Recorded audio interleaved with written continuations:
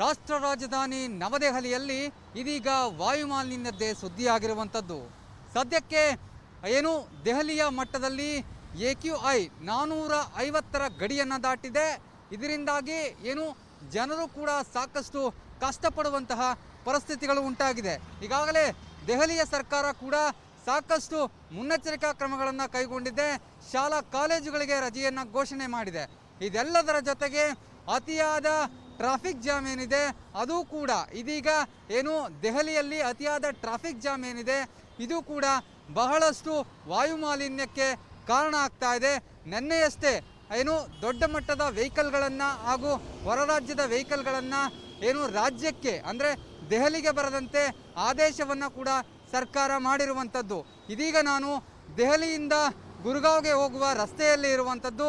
ಈ ರಸ್ತೆಯಲ್ಲಿ ನೀವು ನೋಡ್ಬೋದು ಸಾಕಷ್ಟು ವಾಹನಗಳು ಕೂಡ ಹೋಗ್ತಾ ಇರ್ತವೆ. ಈ ಒಂದು ವಾಹನ ದಟ್ಟಣೆ ಏನಿದೆ ಈ ವಾಹನ ದಟ್ಟಣೆಯನ್ನು ಆದಷ್ಟು ತಡೆಗಟ್ಟುವ ನಿಟ್ಟಿನಲ್ಲಿ ಸರ್ಕಾರ ಕೂಡ ಸಾಕಷ್ಟು ಕ್ರಮಗಳನ್ನು ಕೈಗೊಳ್ತಾ ಇದೆ. ಯಾಕಂದರೆ ಮುಂದಿನ ದಿನಗಳಲ್ಲಿ ಸಮಾವೇಶ ನಿಯಮವನ್ನು ಜಾರಿಗೆ ತರುವಂತಹ ಸಿದ್ಧತೆಗಳನ್ನು ಕೂಡ ದೆಹಲಿಯ ಸರ್ಕಾರ ಮಾಡಿಕೊಳ್ತಾ ಇದೆ. ಯಾಕಂದರೆ ಈಗಾಗಲೇ ಏನು ದೆಹಲಿಯಲ್ಲಿ ವಾಯುಮಾಲಿನ್ಯ ಸಾಕಷ್ಟು ಹೆಚ್ಚಾಗ್ತಾ ಇದೆ. ಹಾಗಾಗಿ ಸಮಾವೇಶ ಸಂಖ್ಯೆಯ ಏನು ನಿಯಮವನ್ನು ಜಾರಿಗೆ ತಂದಂತಹ ಸಂದರ್ಭದಲ್ಲಿ ವಾಯುಮಾಲಿನ್ಯವನ್ನು ಒಂದಷ್ಟರ ಮಟ್ಟಿಗೆ ಏನು ಕಡಿಮೆ ಮಾಡಬಹುದು ಎನ್ನುವಂತಹ ನಿಟ್ಟಿನಲ್ಲಿ ಏನು ದೆಹಲಿಯ ಸರ್ಕಾರ ಈ ಒಂದು ಚಿಂತನೆಯನ್ನು ಕೂಡ ನಡೆಸಿರ್ತಕ್ಕಂಥದ್ದು. ಕ್ಯಾಮ್ರಾ ಪರ್ಸನ್ ಅನೂಪ್ ಜೊತೆ ನಟೇಶ್ ರಾಜಣ್ಣ, ರಿಪಬ್ಲಿಕ್ ಕನ್ನಡ, ನವದೆಹಲಿ. ರಾಷ್ಟ್ರ ರಾಜಧಾನಿ ನವದೆಹಲಿಯಲ್ಲಿ ವಾಯುಮಾಲಿನ್ಯ ಅಪಾಯದ ಮಟ್ಟವನ್ನು ಮೀರಿದೆ. ಈಗಾಗಲೇ ಏನು ಏರ್ ಕ್ವಾಲಿಟಿ ಇಂಡೆಕ್ಸ್ 450ರ ಗಡಿಯನ್ನು ದಾಟಿದೆ. ಹೀಗಾಗಿ ಏನು ದೆಹಲಿಯ ಜನರ ಆರೋಗ್ಯದ ಮೇಲೆ ಸಾಕಷ್ಟು ಪರಿಣಾಮಗಳನ್ನು ಬೀರ್ತಾ ಇದೆ. ಇದೆಲ್ಲದರ ಬಗ್ಗೆ ರಿಪಬ್ಲಿಕ್ ಕನ್ನಡದಲ್ಲಿ ಎಕ್ಸ್ಕ್ಲೂಸಿವ್ ಆಗಿ ಮಾತನಾಡಲಿಕ್ಕೆ ನಮ್ಮ ಜೊತೆ ಹಿರಿಯ ವೈದ್ಯರು ಹಾಗೂ ಅಪೋಲೋ ಹಾಗೂ ಮೇದಾಂತ ಹಾಸ್ಪಿಟಲ್ನ ಡೈರೆಕ್ಟರ್ ಆದಂತಹ ಭೀಮಾ ಭಟ್ ಅವರಿದ್ದಾರೆ. ಅವ್ರ ಜೊತೆ ಮಾತನಾಡೋಣ ಬನ್ನಿ. ಸರ್, ಮೊದಲಿಗೆ ಏನು ವಾಯುಮಾಲಿನ್ಯದಿಂದಾಗಿ ದೆಹಲಿಯ ಮಟ್ಟದಲ್ಲಿ ಏನು ದೆಹಲಿಯ ಜನರ ಆರೋಗ್ಯದಲ್ಲಿ ದೊಡ್ಡ ಮಟ್ಟದಲ್ಲಿ ಅಪಾಯಕಾರಿ ಆಗ್ತಾ ಇದೆ. ಇದರ ಬಗ್ಗೆ ಇದಕ್ಕೆ ಪ್ರಮುಖ ಕಾರಣಗಳೇನು ಸರ್? ನೋಡಿ, ನಾನು ಡೆಲ್ಲಿಯಲ್ಲಿ ಇರ್ತಾ ಈಗ 40 ವರ್ಷ ಆಯಿತು. ಅಂದರೆ ನಾನು 40 ವರ್ಷದಿಂದ ಈ ಡೆಲ್ಲಿಯಲ್ಲಿ ವಾತಾವರಣ ನೋಡಿದ್ದೀನಿ. ಮತ್ತು ಯಾವಾಗಲೂ ವಿಂಟರ್ ಸೀಸನ್ನಲ್ಲಿ ಇದು ಚಳಿಗಾಲದಲ್ಲಿ ಈ ಒಂದು ವಾಯು ಮಾಲಿನ್ಯ ಬಹಳ ಜಾಸ್ತಿ ಆಗಿಬಿಡುತ್ತೆ. ಯಾಕಾಗುತ್ತೆ ಅಂತಂದರೆ ಈ ಪಂಜಾಬ್ ಮತ್ತು ಹರಿಯಾಣ ಸ್ಟೇಟಲ್ಲಿ ರೈತರು ಏನು ಮಾಡ್ತಾರೆ ಅಂದರೆ ಅವರು ತಮ್ಮ ಬೆಳೆಯನ್ನು ಬೆಳೆದ ಮೇಲೆ ಆ ಒಂದು ಸ್ಟಬಲ್ ಇರುತ್ತಲ್ಲ, ಆ ಸ್ಟಬಲನ್ನು ಅವರು ಎಲ್ಲಿ ಹಾಕಬೇಕು, ಅವರು ಎಲ್ಲಿ ಹಾಕೋದಕ್ಕೆ ಜಾಗ ಇರೋಲ್ಲ. ಅದರಿಂದ ಅವ್ರು ಏನು ಮಾಡಿ ಸುಟ್ಬಿಡ್ತಾರೆ. ಆ ಸುಟ್ಟ ಮೇಲೆ ಅದರ ಒಂದು ಹೊಗೆ ಏನಿದೆಯೋ ಅದು ಏರ್ ಜೊತೆಗೆ ಸೇರಿಕೊಂಡು ಅದು ಸ್ಮಾಗ್ ಆಗಿಬಿಡುತ್ತೆ. ಅದು ಆ ಸ್ಮಾಗ್ ಆದಾಗ ಅದರದ್ದು ಬಹಳ ಥಿಕ್ಕಾಗಿರುತ್ತೆ ಮತ್ತು ನಮ್ಮ ಒಂದು ಇದಕ್ಕೆ ಕ್ಲೀನ್ ಏರ್ ಇಲ್ಲದೆ ಇರೋದರಿಂದ ಅದು ನಮ್ಮ ದೇಹದ ಮೇಲೆ, ನಮ್ಮ ರೆಸ್ಪಿರೇಟರಿ ಸಿಸ್ಟಮ್ ಮೇಲೆ, ಸ್ಕಿನ್ ಮೇಲೆ, ನಮ್ಮ ಇಮ್ಯುನಿಟಿ ಮೇಲೆ ತುಂಬ ಎಫೆಕ್ಟ್ ಮಾಡುತ್ತೆ ಅದು. ಆದ್ದರಿಂದ ಅದನ್ನು ನಾವು ಯಾವ ಥರ ತಡ್ಕೊಳ್ಬೇಕು, ನಾವು ಪ್ರಿವೆನ್ಷನ್ ಹೇಗೆ ಮಾಡಬೇಕು ಅನ್ನೋದ್ರ ಬಗ್ಗೆ ಬೇರೆ ಎಲ್ಲ ಇದರಲ್ಲೂ ಕೂಡ ಇರಬಹುದು. ಬೇರೆ ಸ್ಟೇಟಲ್ಲೂ ಕೂಡ ಈ ಥರದ್ದು ಪೊಲ್ಯೂಷನ್ ಇರಬಹುದು. ಬಟ್ ಡೆಲ್ಲಿಯಲ್ಲಿ ತುಂಬ ಜಾಸ್ತಿ ಇದೆ. ಇದೇ ಕಾರಣದಿಂದ ಆಗ್ತಾ ಇರೋದು ಸರ್. ಈಗ ಬಹಳ ಪ್ರಮುಖವಾಗಿ ವೃದ್ಧರಿಗೆ ಅಂದರೆ ಅಸ್ತಮಾ ಪೇಷಂಟ್ಸ್ ಇರ್ಬೋದು, ವೃದ್ಧರಿಗಿರ್ಬೋದು ಅಥವಾ ಮಕ್ಕಳಿಗಿರ್ಬೋದು, ಇದರ ಒಂದು ಪರಿಣಾಮ ಯಾವ ರೀತಿಯಾಗಿ ಬೀರ್ತಾ ಇದೆ ಅಂತ ಹೇಳಿ. ನೋಡಿ, ಮಕ್ಕಳಲ್ಲಿ ನಾವು ಅದರ ಆಯುರ್ವೇದದಲ್ಲಿ ಹೇಳ್ತೀವಿ, ಮಕ್ಕಳಲ್ಲಿ ಕಫ ಜಾಸ್ತಿ ಇರುತ್ತೆ. ಕಫ ಒಂದು ದೋಷ ಇದೆ ನಮ್ಮ ದೇಹದಲ್ಲಿ. ವಾತಪಿತ್ತ ಕಫ ದೋಷಗಳಿದೆ. ಮಕ್ಕಳಲ್ಲಿ ಯಾವಾಗಲೂ ಕಫ ದೋಷ ಜಾಸ್ತಿ ಇರುತ್ತೆ. ಅವರಿಗೆ tendency of getting cold, cough and bronchial asthma ಜಾಸ್ತಿ ಇರುತ್ತೆ. ಮುಂಚೆನೇ ಅವರಿಗೆ ಟೆಂಡೆನ್ಸಿ ಇದೆ. ಮತ್ತು ಅವರಿಗೆ ಏರು ಒಳ್ಳೆ ಪ್ಯೂರ್ ಏರ್ ಸಿಗದೇ ಇದ್ದರೆ, ಅವರಿಗೆ ಈ ಥರದ್ದೊಂದು ಪೊಲ್ಯೂಷನ್ ಇದ್ದರೆ ಅವರಿಗೆ ತುಂಬ ಜಾಸ್ತಿಯಾಗಿ ಅದೊಂದು bronchitis, calf, cold and everything ಅಂದರೆ ಅದು ಅಲರ್ಜಿ ಕೂಡ ಆಗುವಂಥ ಒಂದು ಇದಿರುತ್ತೆ. ಆದ್ದರಿಂದ ಮಕ್ಕಳದ್ದು ತುಂಬ ಜಾಸ್ತಿಯಾಗಿ ಅದನ್ನು ಪ್ರಿಕಾಷನ್ ತಗೋಬೇಕು.